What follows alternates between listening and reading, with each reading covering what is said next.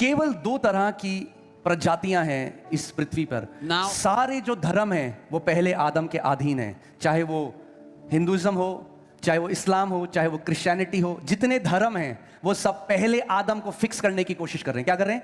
पहले आदम को फिक्स करते हैं हम लोग।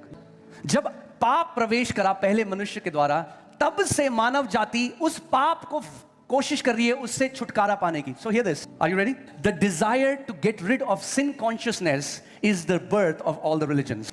All the religions were born because now man is trying to get rid of this sin consciousness. And no matter what he does, this sin consciousness does not leave him. And the problem, the sad thing in church today is that the sin consciousness has been fostered and developed over the years by preaching against sin and not about the son. तुम पापी हो, पश्चाताप करो, पापी हो, पश्चाताप करो, पापी हो, पश्चाताप करो, पापी हो, and the sin consciousness becomes stronger and stronger and stronger. Man wants to get rid of this sin consciousness. मनुष्य को लगता है कि अगर मैं अच्छे कर्म करता रहूंगा और कुछ गलत ना करूंगा और लंबे समय तक करता रहूंगा तो मेरी ये sin consciousness मुझे छोड़ के चली जाएगी। और आपने 40 दिन का उपवास किया, आप कह रहे हो वाह प्रभु, और तब आप दिल्ली में गाड़ी चला रहे हो और एक बंदा ऐसे कह जूम आपके आगे से, सुबह सुबह उठे, सुबह सुबह आर्ग्यूमेंट हो गया बीवी से।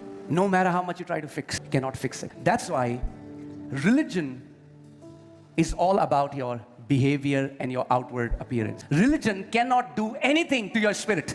धर्म आपको फिक्स करने की कोशिश कर रहा है। यीशु ने कहा इनको फिक्स नहीं करना, इनको मारना है। Because the Bible says he who had died is delivered from sin. Now when you understand the beauty of cross, लोग कहते हैं अरे ये अपने को नहीं बचा पाया, हमें क्या बचाएगा? People say, oh, he could not save अरे वो himself. बचाने नहीं, He did, it was a suicidal mission.